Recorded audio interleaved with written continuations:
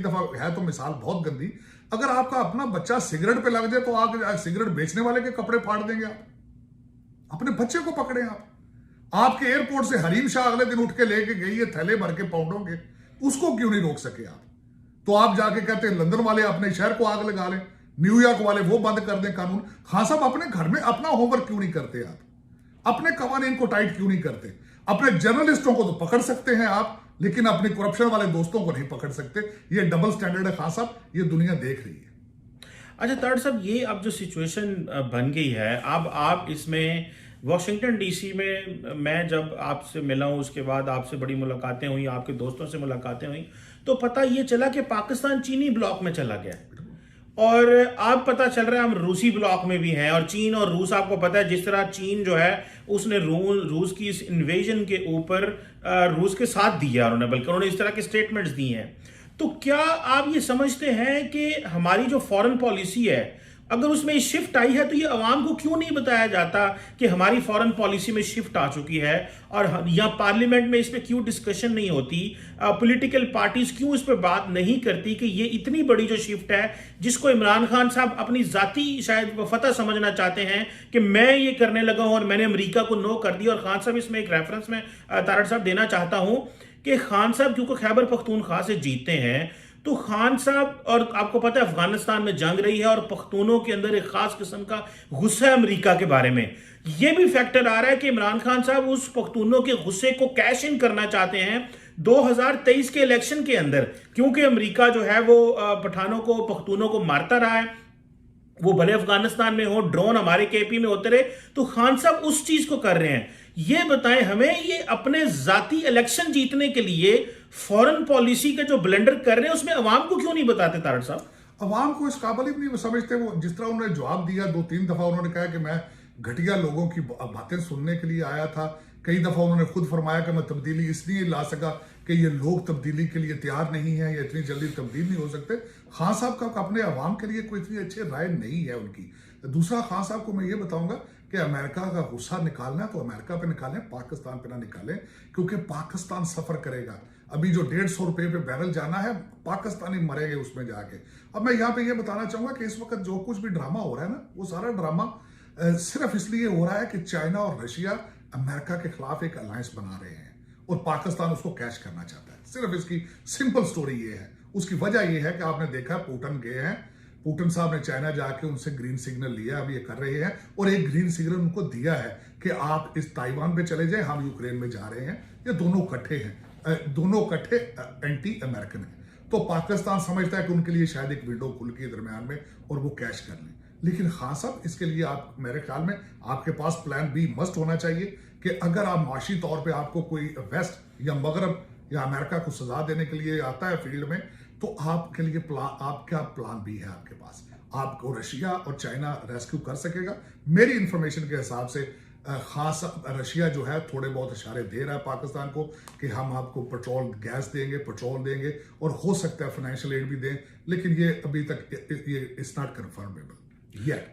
लेकिन मेरे ख्याल में इस पे ठोस अभी स्टेप्स की जरूरत है। देखें रशिया आने वाले दिनों में खुद किस तरह सर्वाइव करता है अंडर सैंक्शंस।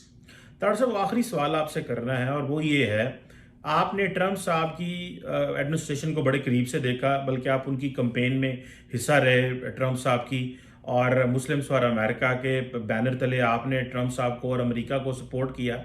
मुझे ये बताएं कि अभी जो अमेरिकी पॉलिटिक्स है बाइडेन साहब के इरा में, जो ग्लोबल ऑर्डर है, क्या आप उसको बदलता देख रहे हैं? क्योंकि जिस तरह आपने अभी थोड़ी देर पहले कहा है कि अमेरिका जो है वो कुछ नहीं कर सकेगा अगर रूस सारा यूक्रेन के ऊपर कब्जा कर ले, चीन ताइवान के ऊपर जो है वो चीजें चेंज कर ले, वो जो साउथ चाइना सी है उसमें तब्दीलियां कर ले, और वो जो लार्जर माहौल वहां पे बन रहा है, रूस और चीन अगर अपनी मर्जियां करते हैं, तो आपने बाइडेन एडमिनिस्ट्रेशन को ग्लोबल ऑर्डर में कोई रोल प्ले करते देख रहे हैं, या कि आप समझते हैं कि ये सिर्फ जो है वो सैंक्शंस की बात करेंगे लेकिन मिलिटरीली कोई अपना रोल प्ले नहीं करना चाहते? ग्लोबल ऑर्डर को कैसे देख रहे हैं अभी इस वक्त? देखिए, आज रशिया और चाइना जो कुछ भी कर रहा है वो अमेरिका को कैलकुलेट करके कर रहा है। ये आजकल बाइडेन एडमिनिस्ट्रेशन जो है वो पूरी दुनिया के लिए खुली किताब है। उसकी वजह यह है कि बाइडन साहब बराक ओबामा के साथ वाइस प्रेसिडेंट रहे हैं और उन्होंने जो देखा था ओबामा पीरियड में कि he is not a fighter. Democrat party is not interested in fighting. They are not interested in NATO और प्रोटेक्टिंग देयर एलाइज. उसके पास उनकी हिस्ट्री मौजूद है.